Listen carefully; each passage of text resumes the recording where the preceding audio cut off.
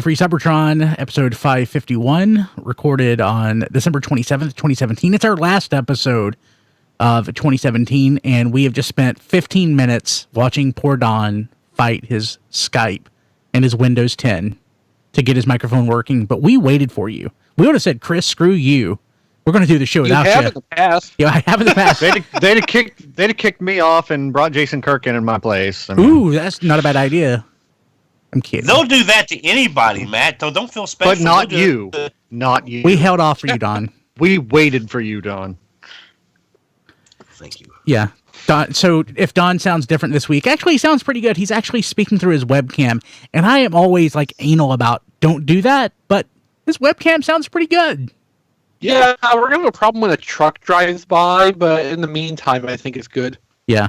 Well, the road's like 2 feet in front of me, so, there's... It's I've been to your house. It's a little farther away than that.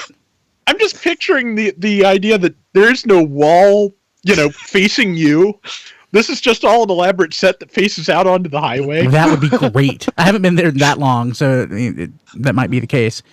My gosh. Don, I'll send you a microphone this week. I'll get that out in the mail tomorrow. So, my goodness, what's going on this week? So we had our big year in review episode last week, which is tfradio.net/550. Go download and listen if you haven't. We basically recapped everything worth talking about for 2016. So, and some things not worth talking about. That's true. Yeah. Well, a lot of that got edited out, I think. I edited the heck out of that episode. I think you cut about an hour out of that episode. Yeah. Brian, you Nutrisystem and Slim fasted that episode together. Because I know we talked for over 3 hours. So there's nothing I hate more than editing. But guess what? It's actually, now that I've got my keyboard mapped in Audacity, it's actually pretty easy. I'm like a pro at it now, so. You had the audacity to map your keyboard? I did. I certainly did. But yeah, so nothing really to go into. No big announcements. Toy Fair will be coming up in a couple months. A little over a month and a half. Boy. So I guess we need to start getting people hyped for that. Yeah, start by getting me hyped for that. Yeah, I can't wait to see all the stuff that's already been spoiled for us. 6 months ago. Yeah. So we'll probably get to see Predaking for the first time. Yeah, we will. Yeah, there's still 2 months for that to be spoiled for us. Well, month and a half. And even if Chinese social media doesn't get to it first, Hasbro always officially releases their first image of that 2 or 3 days before Toy Fair happens anyway. That's been the case, yeah. So Saturday, February 17th, that will be our big day. Well, since they're ruining stuff for us, wouldn't it be like unsocial media? Since they're ruining stuff. Anti-social media, yeah. Yeah, anti-social media. Hey, speaking of, make sure you follow us on Twitter at TFRadio and like us on Facebook at facebook.com/TFRadio. Just putting that out there. Well, we're getting that in early, aren't we? Well, we need to. I heard a nice statistic this past week that people only listen to 95% of a podcast. So, the stuff at the end, no one ever hears. And thinking about it, that's why I listen. I'm the statistic that listens to 5%, but it's only just the first 3 minutes of any given show, and then I stop. Hey, we just got it in at TF Radio. So, did anybody get anything this week? And Chris, I'll start with you, since you have been holding us hostage with this knowledge since Twitter. Yes. So Matt, do you want to just preemptively say, Chris, you suck, or should I wait and hold this up first? Well, you already know you suck, but I'll just go ahead and tell you again for good measure. Chris, you suck. I sure do. I knew exactly what you were going to hold up, and you didn't even have to tell me. Damn it. I hate you that much. Do you have Optimus as well? No. So I decided to go, Tater X does. post-Christmas shopping in Nashville just to see if I could turn up anything. M. Cypher was tweeting last night, I think, about clearance generation stuff. At Target. I didn't find anything of interest in that regard, but I did happen to find just 1 liter Class Power of the Primes toy sitting on the shelf, and it was the one I wanted. At Target? How is he? Yeah. Crap. So it's not without some kind of, issues. If you want the arms to go out to the sides, the joint for that is behind the head. There's no outward movement at the actual shoulder. I've run it through its transformation, all of its transformation stages once, since I didn't have a whole lot of time between getting home and actually the show starting. there is a lot more, like, just basic friction connections than I would really like to see on this, like a lot of C-clip kind of things, and a lot of like awkward twists and turns to get some of the pegs and tabs into their places. Hey, Chris, real quick. Yeah. Oh my God, Don's car. Wow. That's the truck. Okay, note to self, 10 minutes in. So, in the chat, Rodimus Supreme says you suck. Just wanted to send that along. Thank you.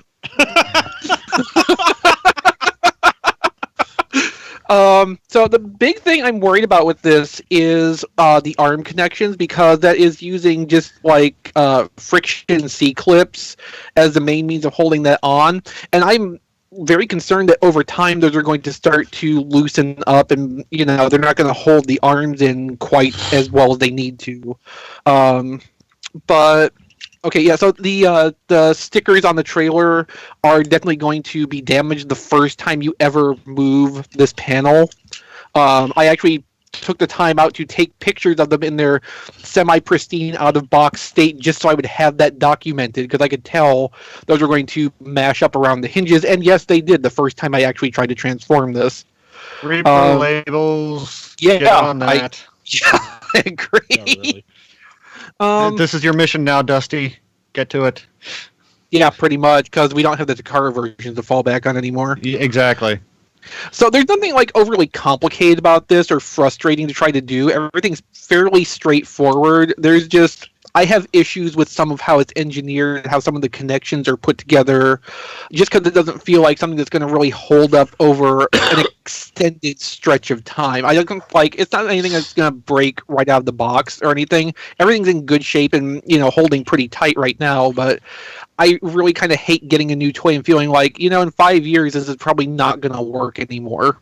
Can you just remove them, and is it like a lot of detail that is going to be missing without that sticker, or? The stickers themselves are just the flame on the side, so that's something that would be easy for Reaper Label to just substitute with something that doesn't, fit into the hinge space. Yeah. You'd have a little gap here, but that's better than the stickers getting mashed up. Quick question. Yeah. On camera here, the upper and lower arms color do not match all No, that they well. don't. Okay. They don't. I was wondering if that was still the case in person. Yeah, so this is a hot rod part specifically, and this is the trailer / Rodimus part. The Rodimus parts are a more burgundy kind of color, and the hot rod parts are more orangey red. And they did not make any effort to try to bring those together in the place where they directly interface. So, John, you seem to be really happy about Hasbro stickers. Yeah, I forgot that was a thing, since I've been buying Takara stuff for the last year and a half. Well, this is new. Yeah. The They're good news is that if you buy the Takara stuff, now you'll get the Hasbro stickers with that too. Yeah. Yeah. That's a segue probably to later in the show, but I'm sad now. So, thanks, Chris, I'm sad. Any other thoughts? On the basics, it's pretty good. The articulation's fine. I have concerns about the knees because they're pin rivets like Six Shot. The only ratchets are just the forward movement of the hips, and that's a fairly soft ratcheting. So that's one of those places where if you don't get quite right parts fit, you're going to have something like Hasbro Six Shot knees going on, and it's going to be a little bit more floppy than it needs to bear. Awesome. But the chest is a tampograph, not a sticker, so at least on that score, there's one bright point. That's good. Also, the hot rod mode itself is actually pretty nice. A little bit basic, but pretty nice. So the hot rod mode is about the size of a deluxe or a Voyager? Bigger. Okay. Taller. Okay. Did you get anything else?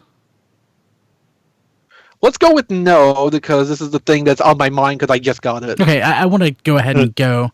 Since the episode before last, I ended up getting the rest of the Titans Return deluxes. The Power of the Primes deluxes plus Ramhorn, and I got Starscream and Grimlock. So they're okay. But actually, I want to mention this because this is what I'm most excited about. On the show a couple weeks ago, we mentioned that that Tuesday morning miniaturized Fort Max, and our buddy Sean Hamilton, who's in the chat right now, sent it to me. All right. Yeah, so it's still on the card. I'm going to open it. He's had it on the card forever, and I'm sorry, but I am going to open it because it's beautiful, and I've opened all my other Tuesday morning stuff. So, I don't know. The card, it is really nice, and I'm afraid it'll disintegrate if I open it. So it's like it's Schrodinger's Fort Max. I've got to decide what I'm going to do.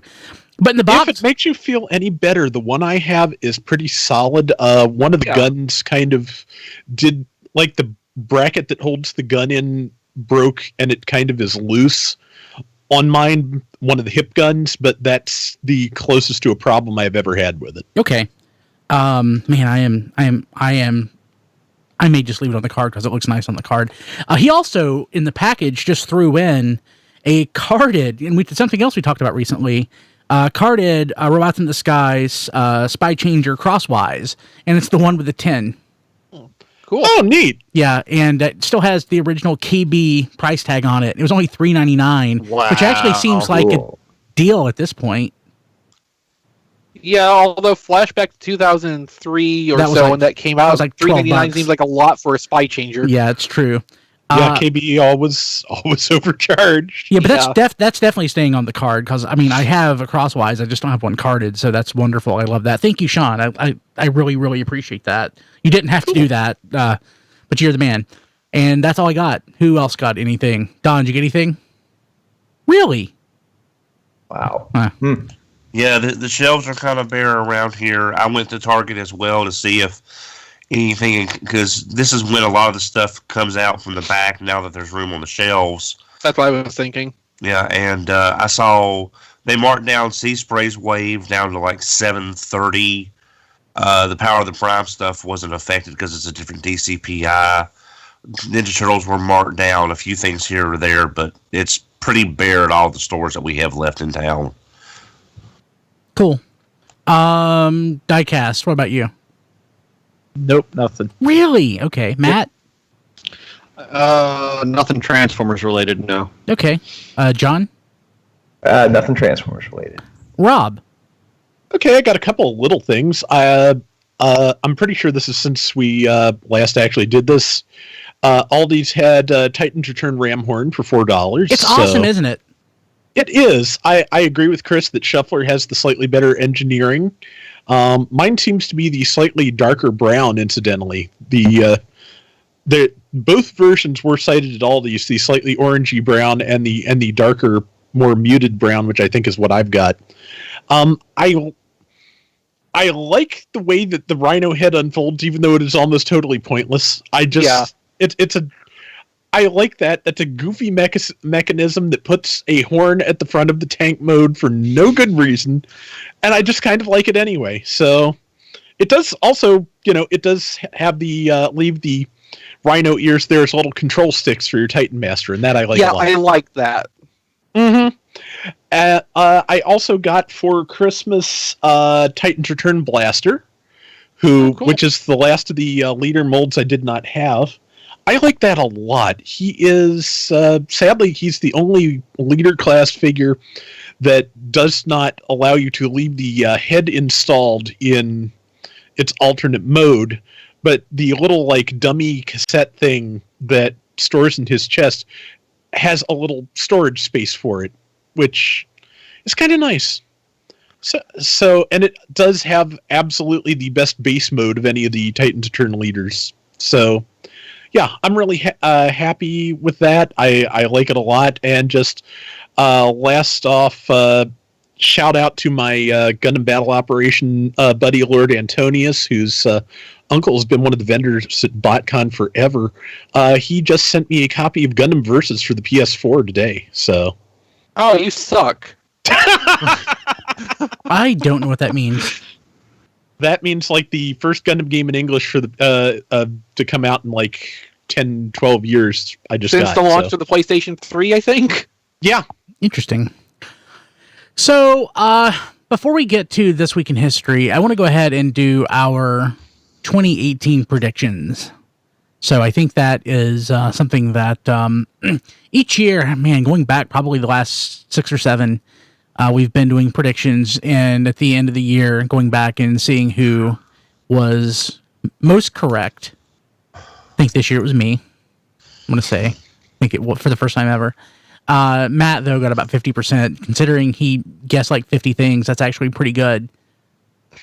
So this 2018, we'll see back in December of 2018 who got the most correct. So I've got 2.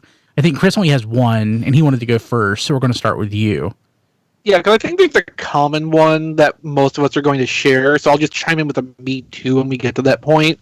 So my prediction for myself here is disappointment with 2018, because we've already seen, all of Power of the Primes for at least like 2/3 of the year. There's not going to be like a whole lot left to surprise us from that because of all the leaks. We've seen a lot from the studio series, the movie Generation Z line that they're doing this year. We know Predaking's coming, and it just like there's no surprises for us. The Takara Power of the Primes, which a lot of us were counting on, we know now there's nothing in that for us either. Maybe we'll get like Unite Warriors or something, but who knows at this point with the branding philosophy that seems to be adopted, starting in the late part of this year and going into next. I just feel like, this might not be the best year for us overall. Also, we're probably all going to die, so that's kind of a downer too. Okay. It's going to be hard. At the end of the year, it's going to be hard to discount that one. I think we'll just have to take a vote or take a note right now. We have to vote if you. Yeah, we'll vote and see who's disappointed with 2018 or, who died. Okay, so I'm going to go ahead and go next because I only have 2. My first prediction is, and I think this is the one most of us share, except for Diecast, Bumblebee, starring John Cena, will not perform as well as The Last Night, which we know that The Last Night was a huge disappointment domestically. I think that Bumblebee will actually do even worse. Me too. Matt's nodding. So Diecast, I think Diecast has a different prediction, so we'll let him do. He'll go next. And my next prediction, this is my bold prediction, because I think that was low-hanging fruit. My bold prediction, it may not happen in 2018, but at least we'll get an announcement. I believe that we will have an official Transformers convention above and beyond HasCon announced. I think HasCon will be the overall brand convention, but because Transformers is not Hasbro's biggest property anymore, and the fans will clamor for it because HasCon wasn't really what Transformers fans wanted out of a convention. I think Hasbro will give in, and there will be another official Transformers convention that's handled by a third party. So, Diecast. Yeah, I'm going to, like you said, I'm going to go the opposite on the Bumblebee movie. I think with a different director, John Cena, and a lot of the younger generation, everyone grew up and is really fond of Bumblebee. I'm going to say it's going to do better than The Last Night. I hope you're right. I hope you're right too. Yeah. And in one context, it has a shorter distance to cover to do that, because we know its budget is much, much smaller. So even if it only does as well financially as The Last Night did, that would be a huge success comparatively. Yeah, but my prediction is that, not profit-wise, but just overall gross will be lower than The Last Night. Yeah, I kind of figured that's what you meant. Which should be an obvious, because it was a spinoff, or is a spinoff. But The Last Night did so poorly. So it's it's really a low target for them to hit, and I don't think they'll even hit it. I hope that's not the case, because that may be the end of the Transformers movies for a while. I mean, we're predicting doom for that, but I think we all really hope that's not the case. Because, see, that's what they should make a movie of. No, I think we're all hoping it's not really the case, though, because that is going to be bad for the brand overall if it does go that way. And the thing is, The Last Night, we harp on how bad it did domestically. Internationally, it still did pretty good. It was $600 million, which is nothing to sneeze at. Yeah. And then for my third-party prediction, I said this last year, it didn't happen. I think it's bound to happen, is we're going to get a third-party Unicron. Springer. We'll get our seventh Springer. No, third-party Maybe 2018 will be the year of Unicron. We'll get 6 or 7 of those. Transformers the movie, 1986 Unicron. I mean, if Iron Factory wants to do like a little Unicron, something that maybe I'd buy the it. size of a Voyager, That would be great. I'd buy it. I would be about that. And then is it too early to do 2019's Titan figure? Because they may start talking about it. Yeah, towards they would tease that in 2018. Yeah. So I think that's going to be Unicron too. Okay, so I think you've got a fair so shot at that. Pursuant to that diecast, for bonus points at the end of the year, what part of Unicron do you think they're going to pull out on stage at New York Comic Con to tease that as if nobody knows what they're talking about? It would have to be. I would think the outer ring is the most iconic of Unicron. Okay, so like an outer ring piece, or maybe like the robot mode wing. Yeah. Okay, so let's make a note of that and see if diecast can earn a bonus point at the end of the year. That's all I got. Okay, Don. All right. I think we're going to finally hear something about the actual Collectors Club. I mean, it's already been almost a year and a half, so someone's going to realize, hey, that's the thing we were talking about. Maybe we should do something with it. So I think we'll hear at least the rumblings of what it's going to be, which might morph into what Brian's talking about as an actual convention. They may say, instead of doing the club, let's just do a convention once a year. So instead of having this thing every couple of months, we just do it once a year. The fans are happy. We only have to worry about it for a couple of months, and we're done. So I think we're going to at least hear about that. I think that what we're going to see, my bold predictions are, I believe in 2018, we are going to see Masterpiece RC. I hope so. We've got Hot Rod. I just have a feeling that, they're going to do a Masterpiece RC at some point. Now, obviously this is not part of your prediction, but do you think that the first version or the follow-up version will be the Headmaster? I'm guessing the follow-up. Yeah. Well, it would make sense for them to do it as both in the same one, because that's really not going to be a big drive. There's not a lot of people out there that would buy that similar a figure again just for that minor difference. Well, they're doing that now anyway with everything else, basically. Well, the new Hot Rod is a Target Master, yes, but he also has a different paint job, and there's probably some other differences on there. With RC, if the second one was the Headmaster, you really couldn't differentiate her too much from the first one. Except for being a Headmaster. Exactly, but it seems like they would want to do like the second version would be the Paradron Medic. I was going to say they could have her in Paradron Medic colors as a Headmaster. Yeah, I think a Paradron Medic would be something more like a retailer exclusive, not Takara Tomy Mall, not something they would probably push out as its own. I could see separate release. I could see them going basically in almost every single color that they did the Energon RC in. Yeah, or it look good in blue. Yeah. Yeah, or if they wanted to try to get eHobby back up and running the way it used to be, that might not be a bad thing for them to have. Another bold prediction is I believe that we will see the announcement, if not the actual figure. I think we will see Masterpiece Beast Wars Megatron. I think so. Because even though Japan does not like their villains for the most part, which is why we never got Shadowline figures, I think that if you've got Primal, you're going to have a Megatron. And with the engineering they've learned from Dinobot, and as we've said, even though Megatron would be bigger, his engineering is simpler. So it comes down to basis of materials and packing in to help balance out the price.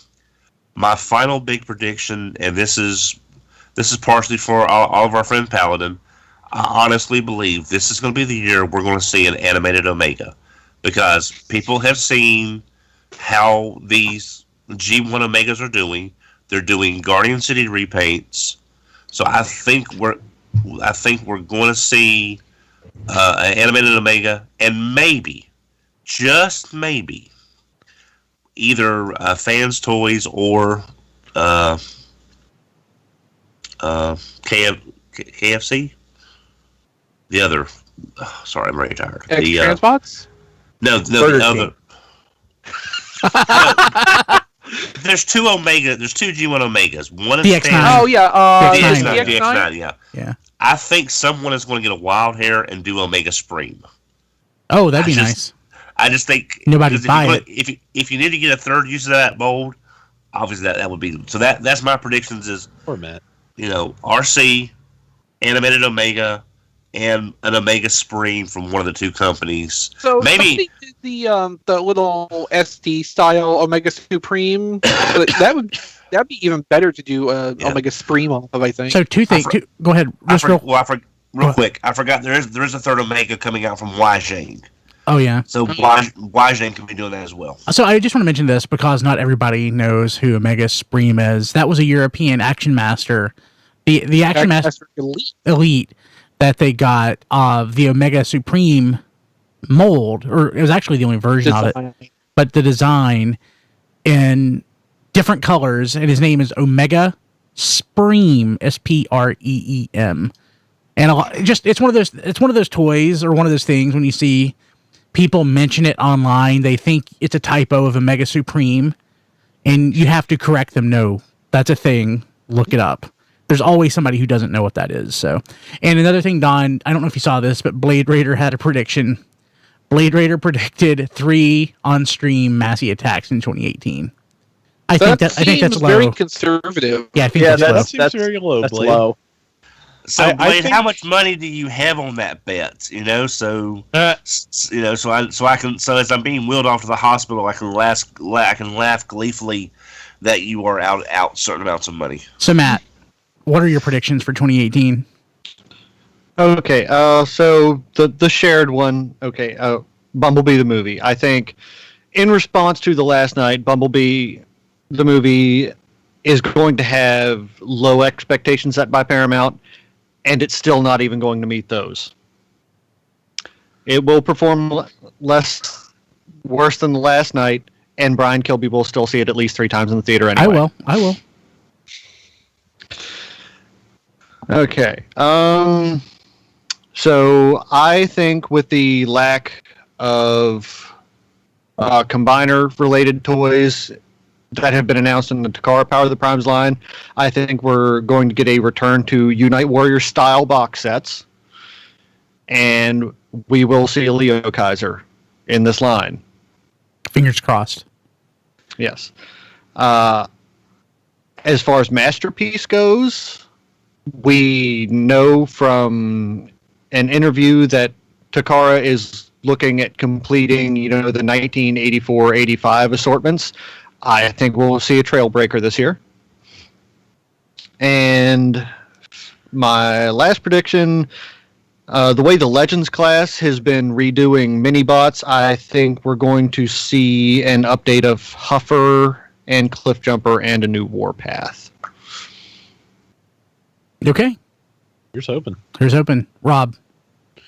Okay, I've got 2. My prediction for the Bumblebee movie is that it will make its budget back. I don't know whether it will meet or exceed the predictions for it, but I think it will at least be profitable because it's relatively low budget, and I think it's going to be critically much better received than any of the previous movies.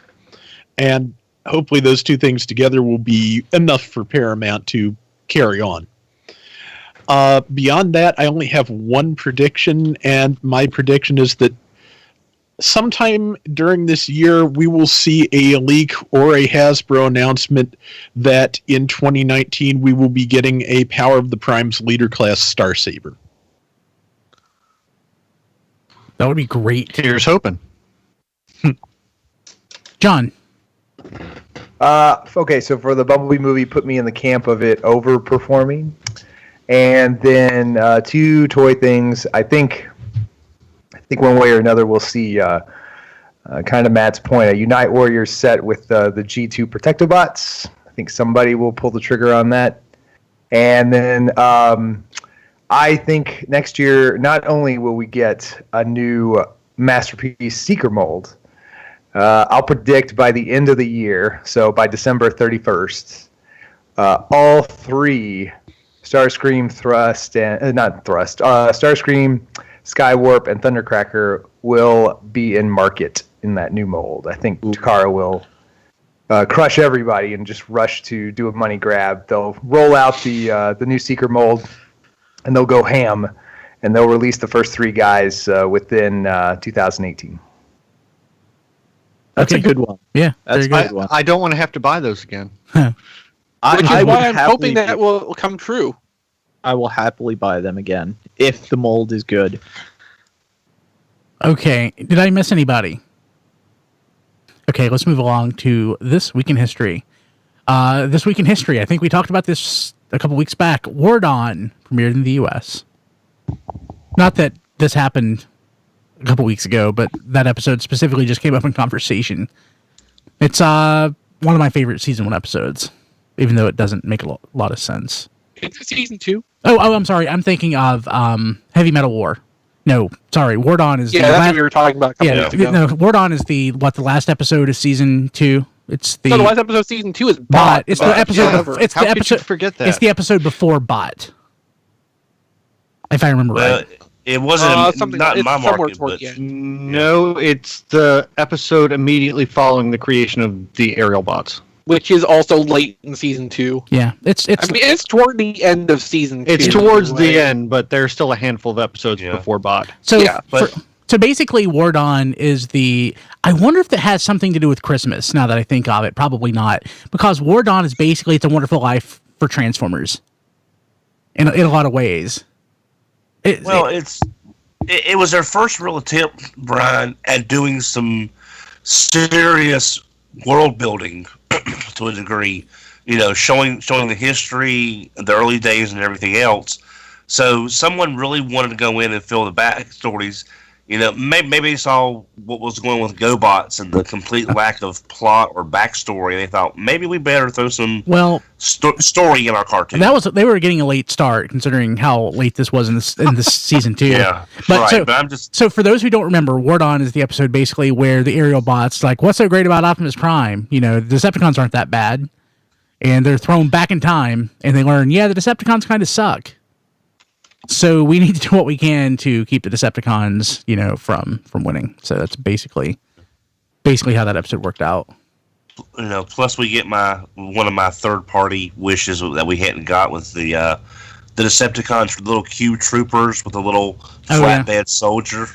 Because I was still hoping to get maybe one of those so you could sort of have a little diorama with them. And of course, this is also the episode that introduced Dion, and also.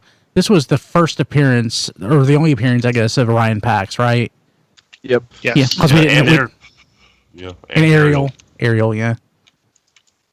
Man, and back in the day when we didn't have anything else to talk about, we went on and on and on about who Dion ended up being.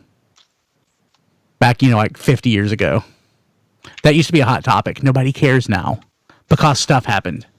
When I was talking to a friend of mine, and he was saying that, with all this power of the Primes stuff, and I think we brought this up before, they could make that Ultra Magnus, the Optimus into Ultra Magnus, and then have. I don't know if they would recolor that Orion Pax or have a different mold, but they could do Dion and Ultra Magnus, or call him, or since they've got Magnus Prime, the name already. From the box set, there's another possible use. Yeah, if they do powered convoy colors on that Optimus, I'd probably buy that. I was always of the mind that Dion ended up being Ironhide. That's just me. Yeah. Because it was the season 2 episode. Or he just died. He just died. Yeah. I think Alphatron was like, who cares? Yeah, I think that'll be like the eternal question. Who did the Cyclonus come from? Was it Bombshell? Was it It'll never be answered to anybody's. And I don't care anymore. It'll never be answered to everybody's satisfaction. Yeah.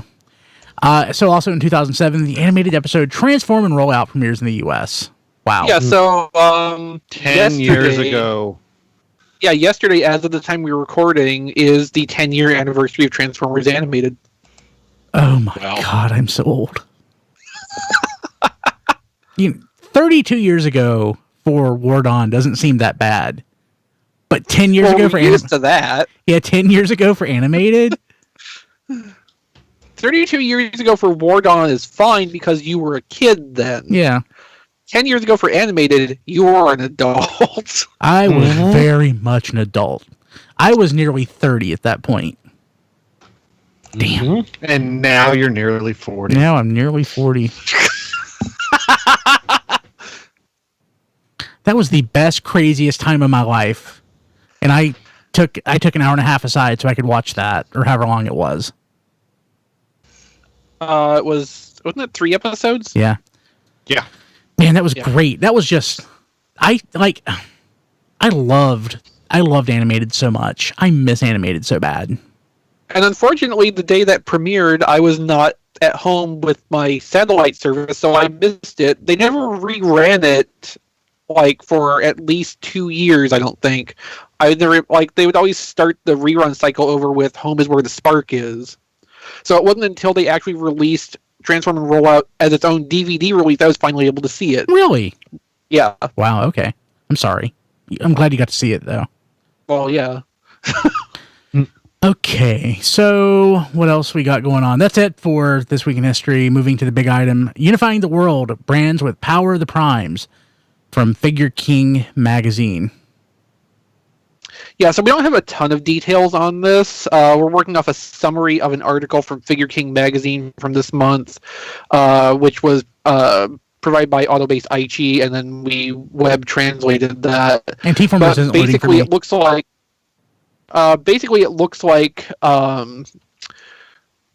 the motivation right now is to try to bring Hasbro and Takara's brands closer in sync with each other. So we're seeing a big expression of that with Power of the Primes being the same in both markets, at least for the stuff we've seen of what Takara is releasing so far. But if you look back, this is not a move without precedent, because Unicron the trilogy. movie Masterpiece stuff is co-branded. Well, no, I just mean in the current situation, the current scenario here, the current environment. The movie Masterpiece stuff is co-branded. Through the leak we've seen, the Studio Series stuff is also co-branded. This is something that they've been working on in small steps. Even the Transformers The Last Night line, having the toys be basically identical, from one side to the other. It's all kind of signs pointing to the same outcome, and it looks like now they're just saying outright, this is kind of our path moving forward. I go on in the article to say we probably don't need to panic about this yet. There's a difference in my mind between making main lines like your movie line or Power of the Primes match from one market to the other, but it doesn't necessarily preclude that Hasbro or Takara Tomy could choose to do sidelines of their own that aren't going to be reflected to the other company, and that could still have the individual benefits that we kind of expect from the Legends series and Unite Warriors. So it basically, just makes me sad. Yeah, I mean, I would have liked some options on Power of the Primes in general. I love it. There's a lot of, I don't want to say panic as such in the fandom, but the fandom's very reactionary to every little thing, and I think it's a little bit too early to really jump to any hard conclusions here. Now, Chris, I wanted to ask you this earlier. This is what I mentioned to you on Twitter. Do you think that if this becomes a trend, that there may be a possible upside in the fact that once they get the Power of the Primes kind of going in the direction they want it, as far as everything going on, to meet the demands of the Takara market, which is a heavier focus on accuracy, they might, the Hasbro, our Hasbro versions will get more paint and more deco, so that way, if they're not differentiating them that much, we'll actually be getting slightly better figures so Takara can meet their market demands. Do you think that's possible? I don't think so, because in a situation where they're syncing up both offerings, they would have to settle to the lowest sustainable point So that would be Hasbro's budgeting. And we already see that the Takara Power of the Prime stuff is at noticeably lower price points relative to equivalent Legends toys, and that's probably a reflection of Takara having to use less paint resources, etc., in their production. So like their costs are lower, they can maintain their margin at a lower retail price point then.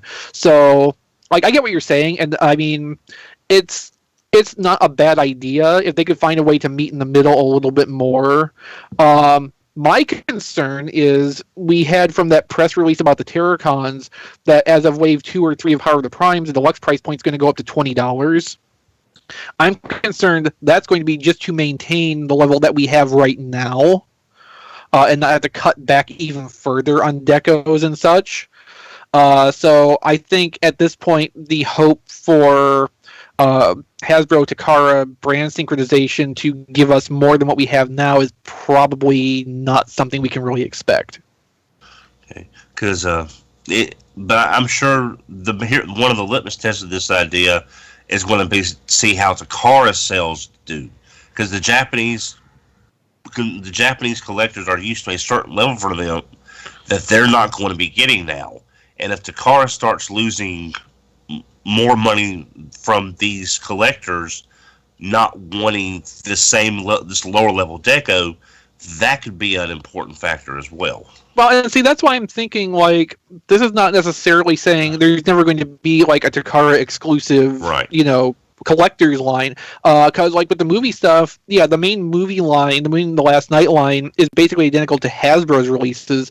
But there's also been Movie the Best in 2017, and we're getting a second round of that in April, I think, of 2018, which is going to be folding in Transformers The Last Night molds with more deco, Hounds getting different accessories, for example.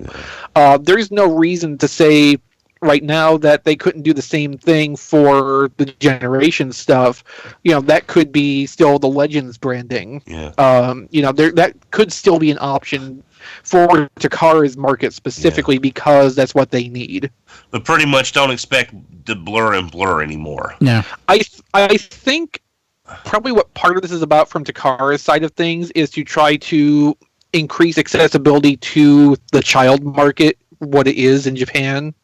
Lower price points, the stuff's a little bit simpler, but if they can bring that back in, that's better for them too. Overall, yeah. Where Legends was pretty hard focused on the collectors, and Transformers Adventure has been out of commission for maybe almost a year now. I've lost track of where that dropped off, but I mean, since then they haven't really had something to try to grab the kids with. Yeah. So, actually, speaking of, I want to move to the next item. Hasbro Studios catalog reveals the length of Transformers Cyberverse and Rescue Bots Academy. I want to go ahead and just read this description. We talked about it before, but for those who missed it, Cyberverse, Bumblebee is on a critical mission where lives are at stake, only he can't remember what it is. It's a good thing his best friend Windblade is found in to help repair his damaged memory chips. So basically what it is, it's Windblade helping him jar his memory through the series. It's going to be 18 episodes and of 11 minutes of each. 11 minutes each, and written for 6 to 11-year-olds, which is what cartoons are written for, typically speaking. So that's not a big deal. I'm actually pretty excited about that. Just basically, I'll have to see the first couple episodes before I can base a judgment on it, because Titans Return and Combiner Wars also sounded pretty good when you got their description, but this is a different crew and a different cast working on it, so I have no doubt that it will be better. Rescue Bots Academy will be released in 2019. It's aimed for 3 to 5-year-olds, so what Rescue Bots is aimed for now, and it'll be 52 episodes of 11 minutes each, so the same length but more episodes. But the most awesome part of this whole thing, Hot Shot is so freaking adorable.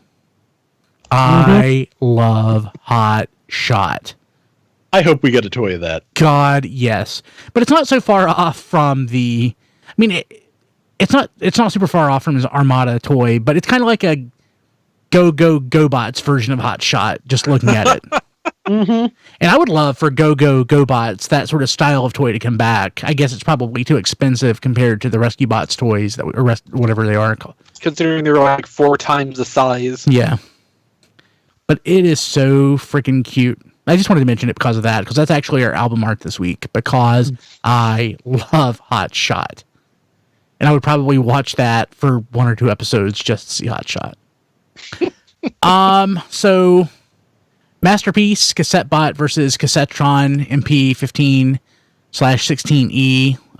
It's being, I guess it's actually coming out now. We have first in hand photos of that. Man, I need this. It's gonna cost you. Oh yeah, Like $100. I think it might be 120. I just paid for it. And it's $30 each. But I'm just waiting for my shipping notice. yeah. So, man, Enemy looks phenomenal. But again, I'm looking at my Enemy that I have right now. Hi. Yeah, ha. You're great. I'm looking at the Enemy that I have above my head, and I don't know that the Masterpiece Rumble and Do you Frenzy. have any of the Masterpiece cassette bots, Brian? Yes, I have the 2 that are out. I have Rumble and Frenzy. And have you compared them to the G1 molds? Yeah. I think that Okay. I think Ravage and not Ratbat, Buzzsaw. I think Same well thing. yeah. I think actually I was trying to say, instead of Ravage, I was trying to say Laserbeak. So Buzzsaw and Laserbeak, I think, are definitely better, obviously better than their G1 counterparts. Yeah. But I don't really love the Ravage and Rumble and Frenzy. Hold on, let me drink some caffeine real quick. Sorry, guys. I'm losing my memory. It's happening. My brain is crumbling before your eyes. So just It's all that caffeine. yeah, I think it's the lack of caffeine. But yeah, the Rumble and Frenzy mold, I just don't think it's that much better than the G1 toy. I think that's the exception. But with that being said, I do want have Enemy. to disagree with you there. You know, it is what it is. But yeah, so $120, 4 of them, plus you get the new mold. That's, I don't know. I don't think that's that bad of a deal. At least you don't have to buy another Soundwave to get it. Like when Sound Blaster came out and you wanted to get Ratbat, you don't have to do that to get these. So Takara spared us there Well, for now. for now. I mean, when they do eventually get around to releasing Blaster, it's not going to be too long before there's a twin cast and some exclusive that comes with that. Although, at that point, I can't imagine what they would pack in with that to make it be another Sound Blaster Ratbat situation. Sunder. Well, Damn you. no, I don't. Maybe not. I don't think Sunder. So I think probably what'll happen is when we actually get, Blaster, we'll probably get Steeljaw because we have this. We'll probably get Ramhorn, but Eject and Rewind, you probably will have to get Twin Cast for. No, I think So it'll what they be do- a sound. It'll be a Soundwave thing where you'll get Blaster, and they'll have 2 different types of cassettes, and Sundor will come with Twincast just because. Well, we're also thinking about how we got it in the U.S. I'm not. And we haven't seen many masterpieces in the U.S. So I think in Japan. What is the last masterpiece that got a U.S. release? Maybe Bumblebee, Yeah. maybe? Bumblebee? yeah, but No, MP10. MP10. yeah, MP10 Well, yeah, got that got a re-released. re-release. Yeah. But what I'm saying though, so I think didn't Soundwave in Japan, I think he only Came with Laserbeak. He came with Laserbeak. Or Buzzsaw. So he Soundwave- came with it- Laserbeak. Laserbeak. Yeah, It and came with one cassette, you had to buy the pack and for then the you others. bought, so it was like Buzzsaw and Rumble or Frenzy, and then Ravage, and whichever humanoid cassette wasn't with the other set. Yeah, so Exactly. with Sound Blaster, you got a standard cassette. You had to get Ratbat, you had to get Sound Yeah. Blaster. So that's why I think that you'll get screwed over when Twincast comes out if you want one of the standard cartoon characters and not like Sunder. I think they would do eject and rewind in the same kind of 2-pack situation. And Matt's probably on the right track with something like Sunder for Twincast, because that would just make me so sad. Yeah. Well, And that would make you tooling they have to deal with either. even better. Yeah, I was thinking what they'd probably do would be eject and rewind with Slugfest and Overkill, and then that would get you caught up to everybody up to that point. I can't see them mixing Autobot and Decepticon cassettes. Well, I'm just saying. I'm just saying the Versus I'm pack. saying the versus pack, or they would have up to that point with all of them, and then you would see the Grand Slam and Rain Dance for Slam Dance. Masterpiece. I want Masterpiece a and then- Squawk Talking Beast Box. And then you would have so Squawk bad. Talk. So I'm saying they're going to have all the regular non-combining cassettes set up that way. So you might get a Versus set, you might get 2 Autobot cassettes, you might get Slugfest and Overkill, however they will work it out. But I got a feeling they would not mix the non-combining cassettes with the combining cassettes. So you're going to see all that packaged, and then we'll get to the, like I said, Grand Slam, Rain Dance, Squawk Talk, and Beast Box. That's what I want to see us get to. Is those last few combining cassettes. Now, see, when G1 Blaster came out, he did not include a cassette, so I don't see that Masterpiece Blaster absolutely needs to include a cassette with its release either. Soundwave came packaged with a cassette because the G1 did. Yeah, but Masterpiece Blaster will be smaller than G1 Blaster, so they'll need to make up the difference. Yeah. Okay, so let's see here. What else we have going on? So, Power of the Primes, Rodimus Prime, and Optimus Prime found at U.S. retail today by Chris. So free Free Comic Book Day, which is what, the first Saturday in May? Yeah, Yes. Thereabouts. should be. Every year. Yeah. TFormers is running slow for me, so I can't show it. So the Unicron debut, I guess, will happen. Actually, did Unicron already debut, or is he still to debut? Did we get a tease for him in the comic already? Yeah, we got a tease for him at the end of First Strike, so So we got like a 2-page spread of Unicron, I think, at the end of First Strike. So, but that's as much as we've seen so far. So there will be the Unicron comic for Free Comic Book Day 2018. Yes, and Here it is. the solicitation for that is teasing around that they might be. This might result in a reboot for IDW Transformers, and at this point, I think I'm okay with that. Yeah, I was about to ask. Hopefully it will separate it from G.I. Joe and Visionaries and Mask and all the other things that I don't care about. Well, Oh, I you know it won't. think the G.I. Joe thing's already kind of fallen apart, so... So here, I think they're setting up I for haven't the read them in a new. year. I don't know. I think they're setting up for the new leader or Titan class figure that they're gonna release in hey, 2019. who knows? That could be the case. Chances are good.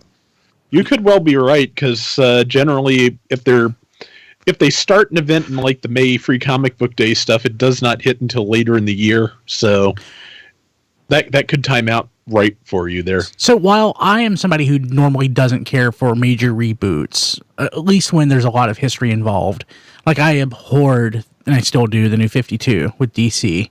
I vastly prefer the way that That's Marvel did because it. it was garbage. Yeah, well, so I mean, I hate that stuff. But since Transformers is always sort of, I mean, every single comic that we've had was basically a reboot.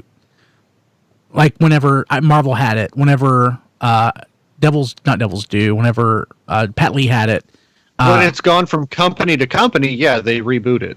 Yeah, but Yeah. I mean, but what I'm just saying is that that's been sort of the normal cadence that we've had. Whenever we've had a reboot after reboot after reboot. If the Transformers rebooted every 5 years, I would be okay with that. It's a chance to go in different directions and tell different stories because the characters are so versatile that you can have completely different takes on them, and it doesn't feel unnatural like it would with, say, like Captain America or Batman. I disagree with you because the cartoons reboot themselves every couple of years, and I haven't cared about one in 10 years now. Well, I'm not saying I'm saying use the same characters, but but don't necessarily hold yourself to anything canonical other than like the very basics. They're from Cybertron. Optimus Prime is the good Autobot leader. Megatron's the evil Decepticon leader. Blah blah blah. Well, I think that's kind of taking us back to what the actual concept of the aligned continuity was, where you have this consistent baseline to start any new project from. Yeah, but that didn't really turn out so well for them. No, but I think people also had the false assumption or the assumption that would be like one consistent thing that would go back to that. Yes, that was widely misinterpreted. Yeah. Something that the TF Wiki maintains to this day. Because it was very, very, very poorly explained. It certainly was. And it's too mythological. There's all this extra stuff that doesn't need to be there. It's overly complicated for what it needs to be. Yeah. I think to me the best, again, I know I'm not reading the series and I understand that, but the way that I look at it, and I've looked at this for several years, is basically it's Doctor Who. Every couple of years, I'd be fine with that. The books regenerate. You still have the same basic characters, the same basic universe, but there's going to be differences as you go along. Doctor Who's been that way for almost 55 years now, with 13 Doctors. Yeah, I would be totally fine with that. Basically, if you like Doctor Who and you're getting in, concerned about this IDW stuff, it's really, to me, it's the same stuff. Maybe that helps some. I don't know. I appreciate it. Yeah, I feel like I'm deep enough into the current IDW continuity now that I can be with Rob basically and say, yeah, I'm ready for something new to happen. Yeah, there's not much left that's really holding my attention here. Your mileage may vary, but they're just If you are still enjoying it the same you did 5 years ago, that is excellent for you, and I'm genuinely happy. I cannot join you. Well, one thing that would get me to read the books that I would like to see. Generation 2. No, not just Dungeons that. and Dragons cartoon continuation. No, I'd love that. What I'm saying is finally get Venger. Start back with basically a more than meets the eye setup, but show the war from Elita 1's point of view. So we know such a Don answer. I know, yes, but it is. I mean, it's not something that I would consider out of the realm of possibility. I mean, the creative climate today, because we know what's going on Earth. But if they rebooted it in the more than meets the eye, in the G1 kind of continuity, it'd be a parallel. It wouldn't be the exact same, but it would be like up to this point, things were similar enough you could get by. Now we're looking at the war on Cybertron from Elita 1 and her people's standpoint. Actually, literally, it would be a parallel universe. In how a parallel universe would actually work. Sorry, go ahead. But, well, I mean.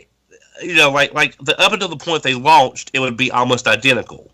But to me, it would be a lot more interesting seeing how did Elita 1 survive for 4 million years with just her underground.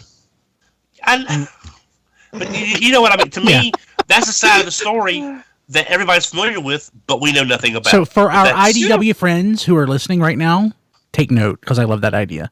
Okay, so what else do we have going on here? For whatever reason, there are various Transformers games that are no longer available for digital purchase through Steam and PSN, and I fear that the same thing may happen with Xbox Live.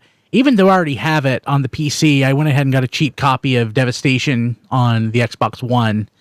It's worth mentioning almost all of the games that have been removed from Steam and PSN are currently on sale on Xbox Live.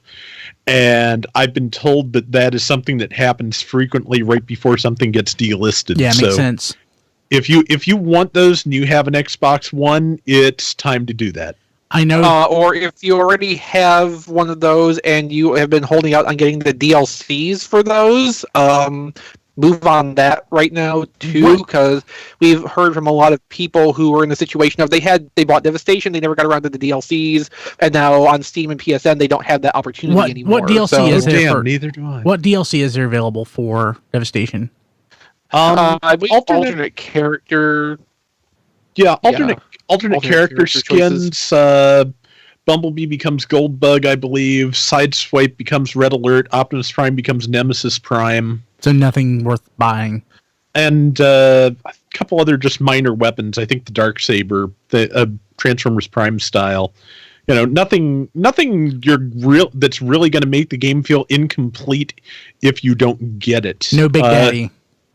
Yeah, same for Fall of Cybertron, where almost all, if not all, of the DLC for that was cosmetic things for multiplayer. But again, if that's something that you've been thinking, if it's something you've been thinking about at all, I mean, don't wait anymore, because you probably won't have a chance to get that after some point in the near future on Xbox, and you already can't on Steam and PSN. Yeah. So definitely go ahead and pick that up. So Mayhem returns ? So Power of the Primes package leaks: Voyager, Elita 1, Hunger, Inferno, Deluxe, Moonracer, and Blast Off. What?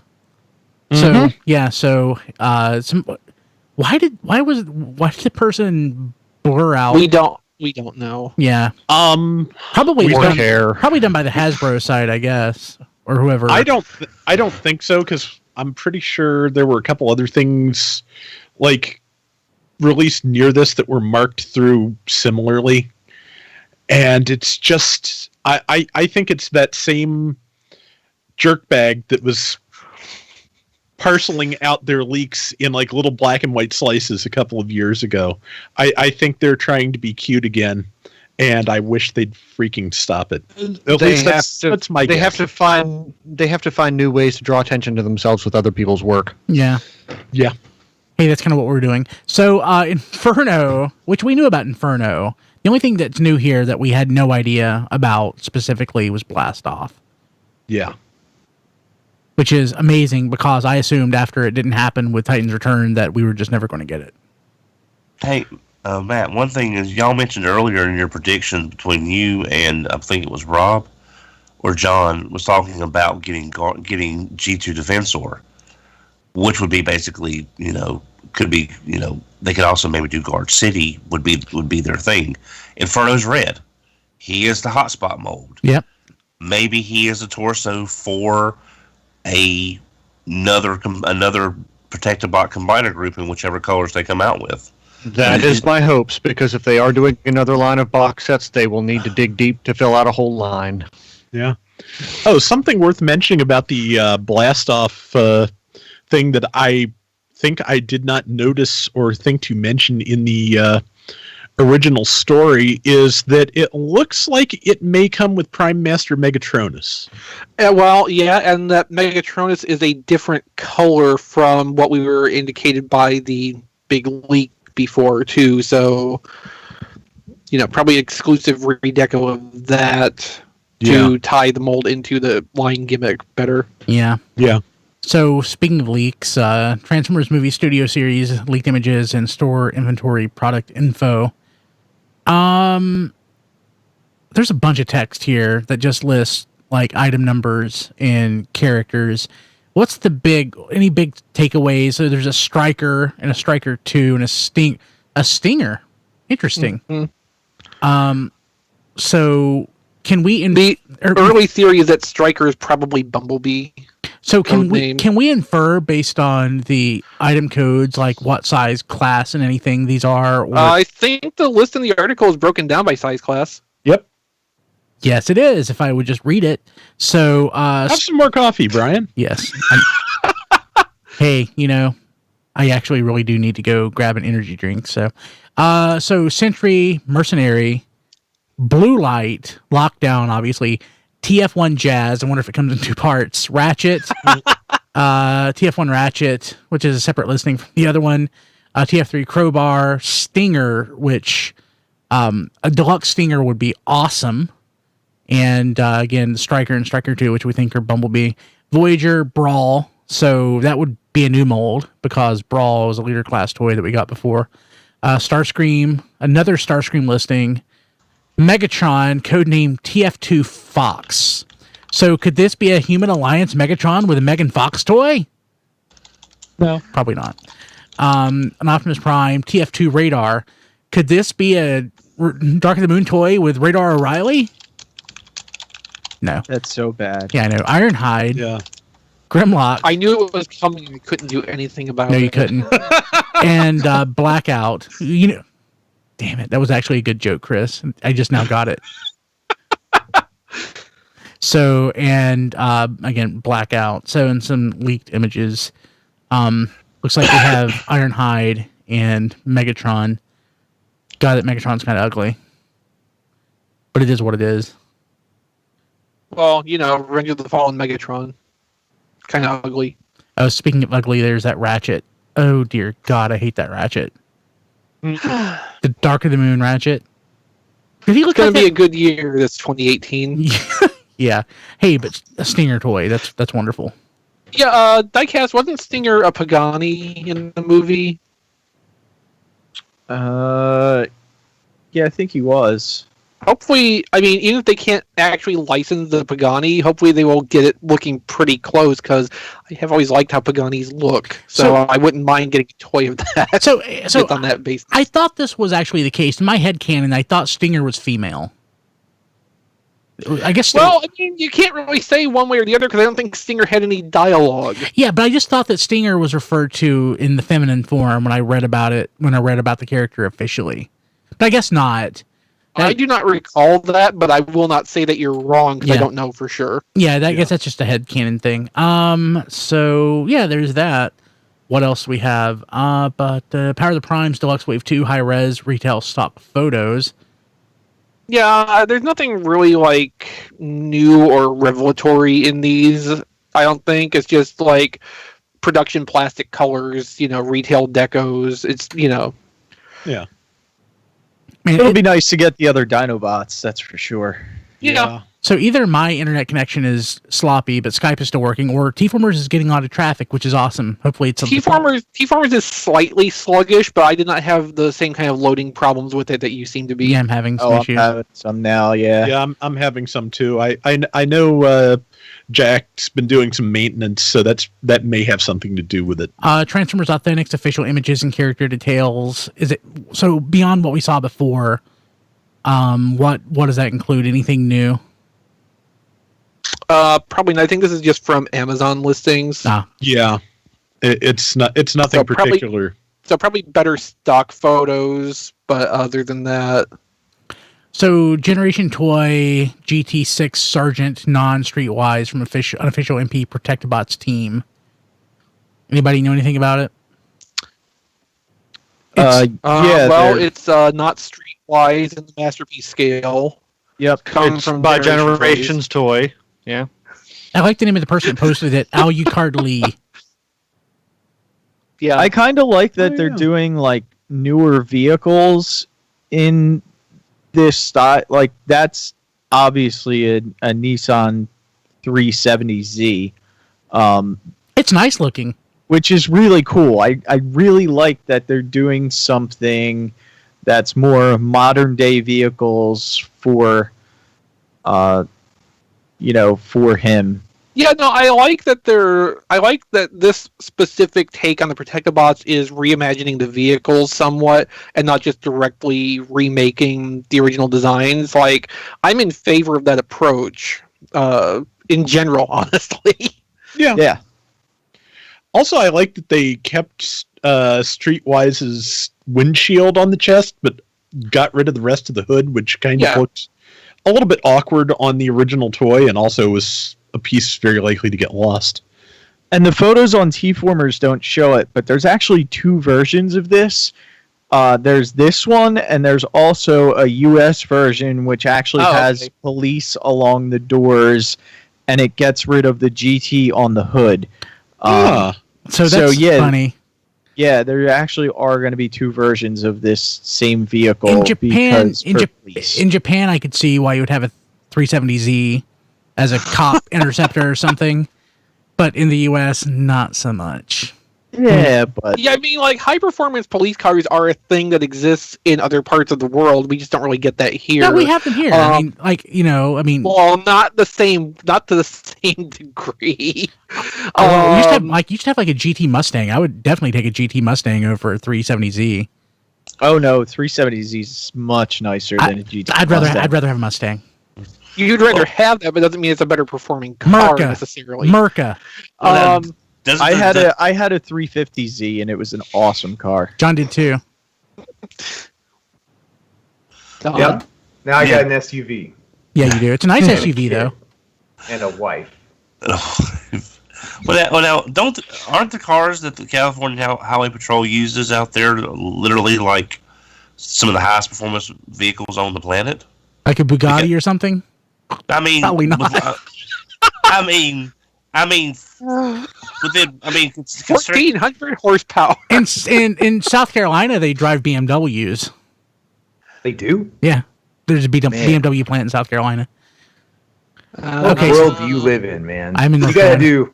You got to do a side segment on where you live on this show. Just give us a peek. We used to have Mustangs and Thunderbirds here, but that was the 90s. I don't know what we have now. So, I mean, since the mid 2000s, there's occasionally in Tennessee's police car fleet Mustangs, but those are usually like just the for show cars. Like those are the ones they'll take around when they're doing like the anti-drug work. Especially if they're going to like talk at schools and stuff. Those are the ones that are show more than chase down, you know. We used to have SS Camaros here as well.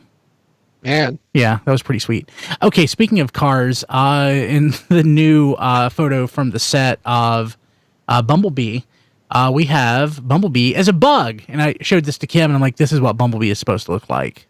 And she's like, he's a Camaro. And I'm like, no, he's not. Not in 1985, he's not. Yeah. No. Yeah, I have to admit, if they do get a toy out of that alternate mode, I'll have to buy it. Yeah. But I'm glad they went with a girl as the main cast. I think that may help. I think you may be right. Yeah, hopefully. I mean, people responded very well to Megan Fox. No. Well, yeah, but no, I was gonna say people responded really well to the Isabella Moner in Transformers: The Last Night. So yeah, hopefully they can kind of roll some of that momentum forward here too. She was too young, though. I like that. She's a kid. Girl. Diecast, consider very carefully what you're about to say because I might start making jokes about you instead of Don. No, I'm just saying she looks older. Transformers has historically been about a Transformer and a kid. A teenager, usually, but younger. That doesn't mean that's what it should stay. No, I think it should stay that. Otherwise, you get, like, you know, Dark of the Moon and Revenge of the Fallen. And we don't want that. So, speaking of, Toys R Us UK follows U.S. division's lead to financial woes and unsure future. Wah wah. Yeah, it's just bad times for Toys R Us all around. So what this boils down to is that Toys R Us UK has been having financial problems and they're wanting to do internal restructuring. But because of how this process works in the UK, they have to get various boards to sign off on what they're trying to do, and one of them is requiring them to put a rather sizable contribution into their pension fund before they can do any restructuring, but they can't afford to do that until they restructure. So unless they can kind of get around that problem, there is a chance that Toys R Us UK is going to have to go into their equivalent of the same bankruptcy process our Toys R Us is going through right now. And as it turns out, if our Toys R Us had not filed for bankruptcy, they probably would have been able to contribute money to the UK branch to make this problem less of a problem, but they're not allowed to do that anymore because of the bankruptcy proceedings. Yay. Speaking of yay, guess what? Go ahead, Don. And also giving their executives $16 million in bonuses didn't really help matters. Yeah, I think that's a valid point. So I'm just going to say this. I didn't read the article, but typically they talk about how executives and everything get bonus, but bonus isn't something that just executives get. That goes also down to the store level. Was it specifically the executives, or was it bonuses for people who work at Toys R Us? The articles always call out the executive bonuses because they're ridiculously oversized. Yeah. And I think the point here is more that, yeah, you might pay bonuses down to the store level, but in the situation Toys R Us is in right now, the first thing that should be happening is the executives saying, we waive our bonuses, make the company stronger. But of course, nobody does that because greed. Yeah. And I'll be honest, that really kind of ticked me off. And it's like, that it may not have solved all their problems, but let's just say 10 million of that 6 didn't go to the lower level associates and was strictly upper tier. $10 million could have done something to help get them out of this issue.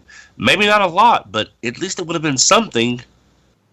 And that kind of cheeses me off when it's one of my favorite it's my only toy store. But I mean, Yeah. None of us want to see it go. But doing stupid stuff like that really, really upsets the Toys R Us kid in me. Yeah, at this point, I'm kind of wondering whether, Toys R Us in Japan is also having some kind of financial problems that we just aren't hearing about yet because we're not that tuned into, the Japanese financial times. So, it could be. Hot off the presses, just added the show notes. Yeah, Diecast put that in 5 minutes ago. I just saw it literally go through now. Talking about Fans Project, we have LER07SP Pinchar, which is their what is it, Snarl? Yeah, this is so we talked about Pinchar a few weeks ago. This is the convention exclusive version, which is in Diaclone colors. And yet it does nothing for me. I know, right? I like the colors. It's interesting. It's different. It's not, what I get normally. Yeah. And I already pre-ordered it. Why is his tail sticking above his head? That's just... That almost looks like a mistransformation. Like, it looks like it can fold down. Like, I want to like it, but there's just something it doesn't... I don't know.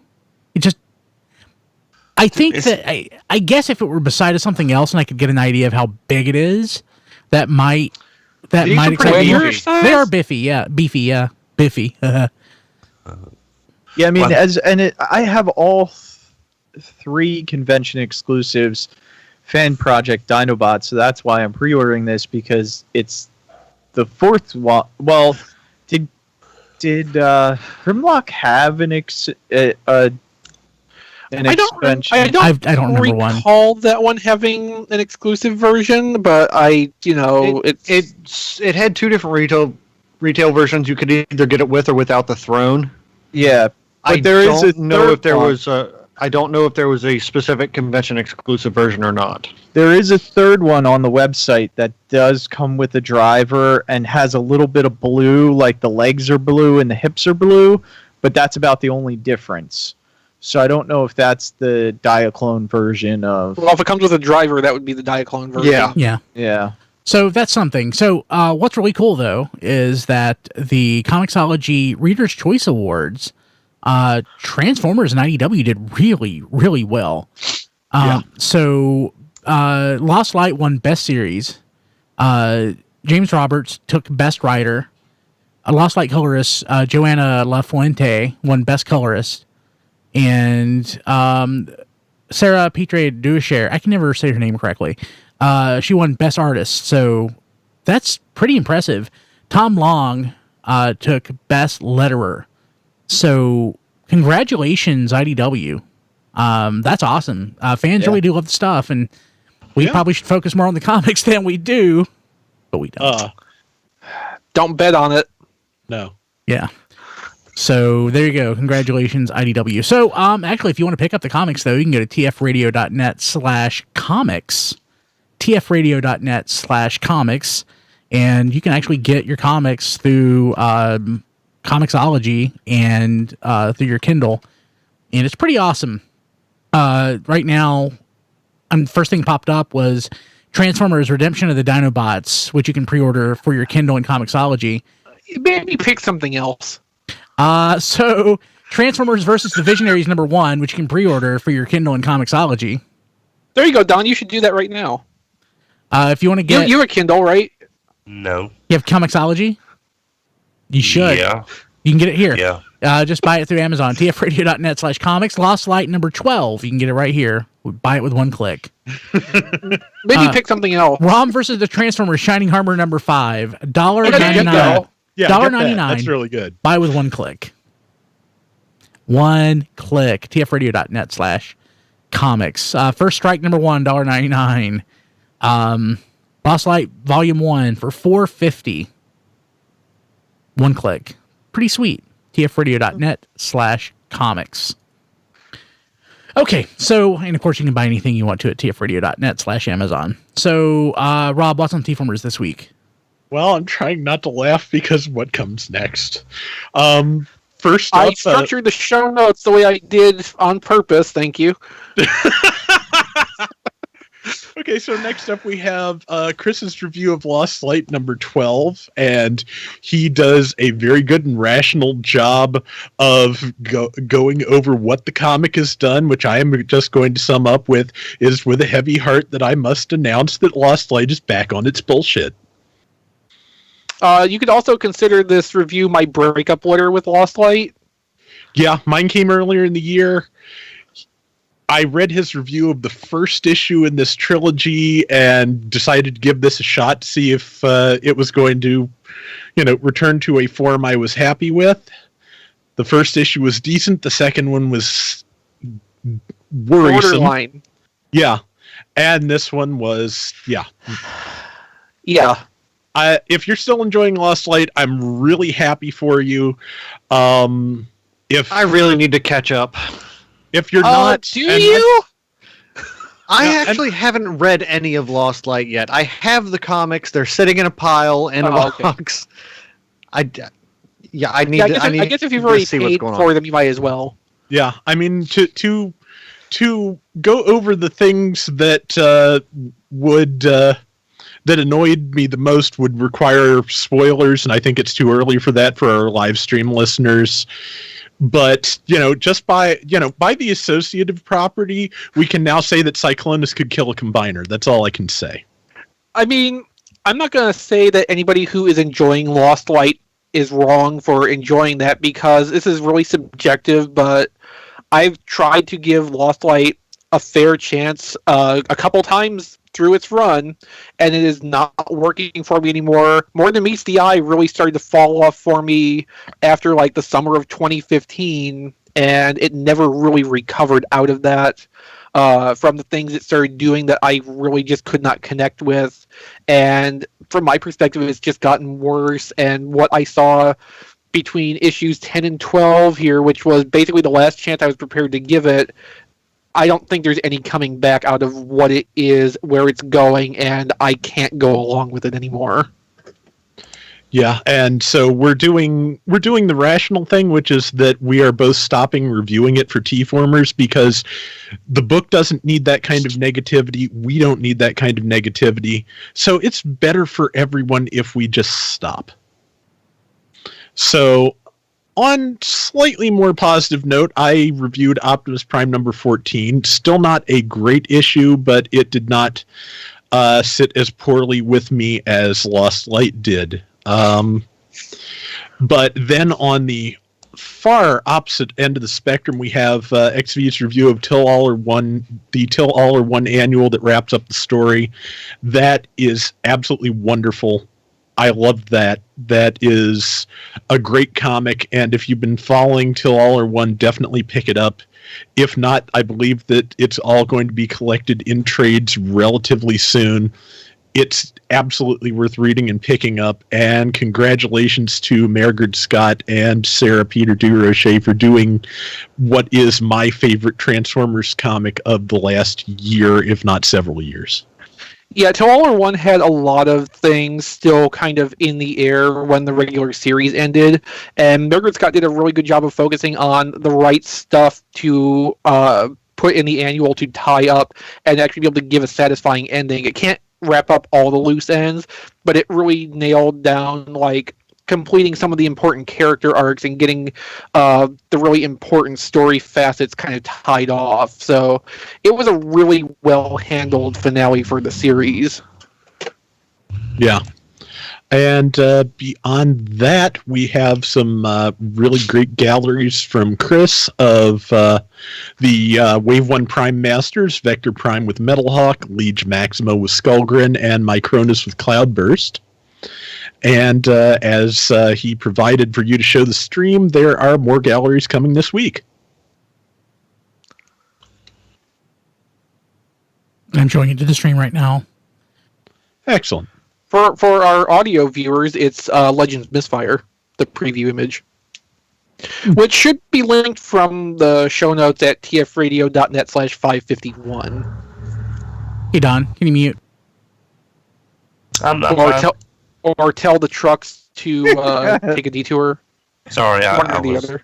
I was getting ready for the next segment. Oh, okay. Go ahead. Right. Don, what's on the network this week? Superhero Time presents that one episode of Star Trek. Took a week off so our crew could spend Christmas with people they actually like, or maybe even their families.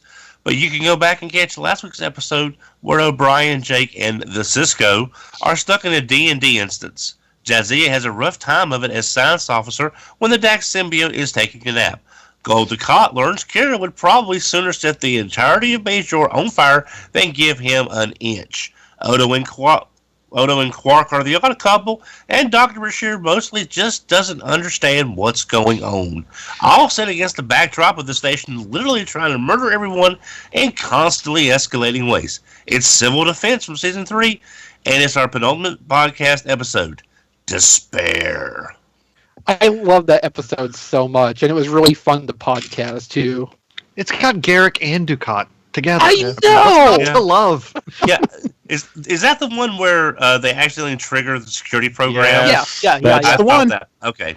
Yeah, it was so good to podcast because there's so much going on in that. Yeah. I will say this, it's not a spoiler. I love it when Ducat tries to beam off the station. Yes, that is just fantastic. And everything that follows. Exactly. Being Awesome with Rob Springer, episode 130, off topic.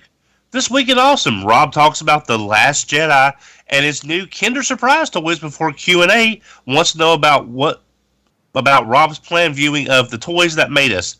Don't forget to check out Zone Base. Episode 131, Christmas and Awesome. This week in Awesome, Rob talks about Christmas and how he enjoys it. Then we get a double shot of Q&A that's all Christmas themed. Everyone break the chocolate orange and check out Zone Base. We mentioned Zone Base, Rob. Zonebase.org. Zonebase.org. Zonebase. Zonabesa.org. Sorry. RPG that was like Japanese by way of Italy. Yeah, I was going to say, that's the Italian dub of Zone. Bioformers? No, what was it? Biocombat was the Japanese Beast Wars.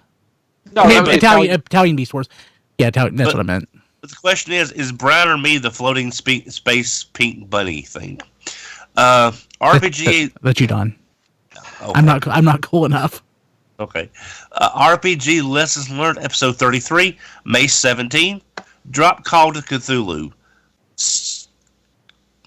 Call of Cthulhu 7th edition.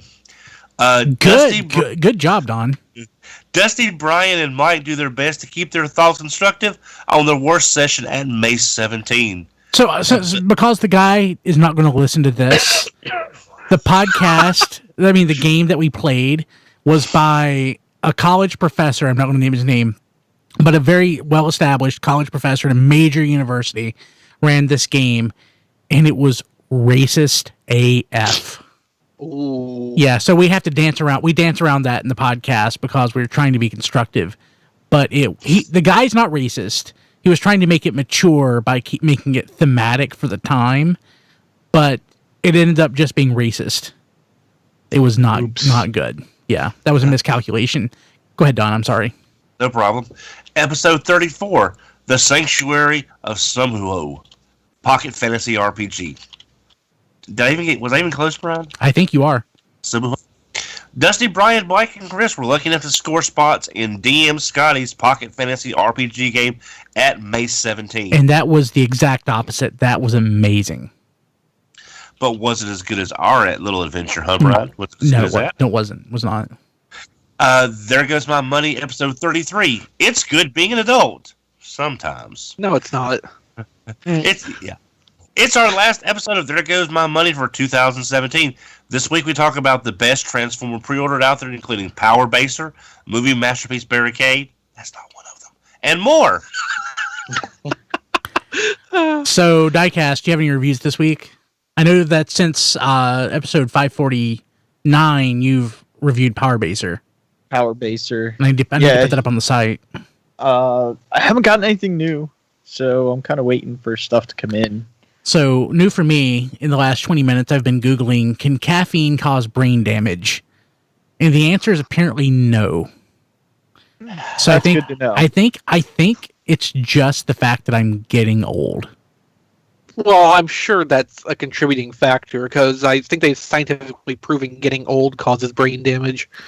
Yeah, and Transformers causes brain damage. So speaking of causing brain damage, I do want to remind everybody that next week will be the final episode of that one episode of Star Trek. We're having Ken come back to talk about that one episode of Voyager with us. So we expect to have a good time with that and then be done. So and everybody should listen and enjoy our pain. So many terrible episodes left unreviewed. It's sad. Yeah, and then but don't worry, they'll be back with that one episode of Sailor Moon. Are you going to be doing that project that you hinted about before? I've hinted about like 3 projects before. Either be vaguely more specific or put in the Skype chat. The one that is the cooking show. Oh, I think we are going to try to do a pilot for that and see how it will all work out production wise. But I mean that's going to be a fairly different beast altogether than the podcasts. Yeah, I can't wait to see that. Like, you've seen how stuff on YouTube goes, they'll structure it like it's seasons of a TV show. It'd probably have to be something like that, too, since it'd be like batch filming, a few times a year. So it would not be like every week thing. It would be batches here and there. Okay, very cool, very cool. Let's see here. Anything else that I'm trying to get across? Oh, okay, so... I wasn't going to do questions, but we got a tweet earlier that I didn't know the answer to off the top of my head, so I figured I would just throw it to you guys. On Twitter, Joshua Lemish asked, for Octone, his wing pivot thing is loose, and the screw, let me just read this verbatim. For Octone, his wing pivot thing is loose. The screw, non-screw part. How can I tighten it? Does that make... It's a pin. I know what he's talking about. Mine's the same way. It's a rivet, basically. I don't know if there's a good way to tighten it. Yeah, so unless you could get some floor polish down into the part where it moves, which would be difficult to do, you would have to actually add something into that to make it tighten up. But being riveted like that, there's not a whole lot of option there of how to go about tightening that. It's the same way that Hasbro 6 shots with their loose knees. It's a problem that a lot of people have, but there's not really a good way to fix it. Gotcha. Okay. So find this episode in the show notes at tfradio.net/551. You can leave us voicemail at 931-99-GO-BOT. That's 931-994-6268. We actually got a voicemail last week from Anthony that I should have played. We can do it next week. That was a lot of fun. You can find us again on Twitter at TFRadio and at Facebook.com/TFRadio and on Instagram at TFPodcast. Rob Springer can be found at zonebase.org and at Rob Springer. And I'm personally on Twitter at BKilby and on Instagram at Brian Kilby. Diecast is on Twitter at Diecast2, on YouTube at RC Reviews, and on Facebook at Reviews by Diecast. Don? I can be reached on Twitter at HMRC, the number 4 EVR. Chris? I'm on TFormers with like photos and videos and that kind of stuff, and you can find other photos I do on my Flickr page at flickr.com/ChrisRTXP. And if you plug that into other, social services, you'll probably find me there too. Although that may just be Child Protective Services, I can't say for sure. That's funny. I just realized that Don's mute doesn't work. I think that's funny. Matt, you should look up Rob Springer on Twitter at RoboRobSpringer and check out zonebase.org. Rob Clay. I am on Twitter at Figure Reviewers and Flail-Throughs. I am also on YouTube at Flail-Throughs. This last week, I have started Mobile Suit Gundam Side Stories, which I was sent to record. Sometime soon, I'll probably be doing some kind of Gundam Versus stuff, now that I've got that. And, of course, you can find the video work that Chris and I do for TFormers on YouTube at TFormers TV. John. That John D everywhere. And Don's keyboard can be heard at HMRC for EVR on Twitter. It's okay, and Don. all finer podcasts. Yeah, Don. I'll have your microphone out in the mail tomorrow. I thought I had it muted. I'm sorry. I think it's fine. I think you did. It's okay. Well, if you click it too hard, it mutes and then it unmutes. If you click too fast. If a truck drives by, it unmutes. It's a go. I like that though. If you click it too hard, screw it. I've got buttons like that. Yeah, I'm not going to edit the episode at all. The click sensitivity, is too high. It's the last episode of 2018. You're getting it warts, clicks, and all. So we'll see you next week. Have a good one.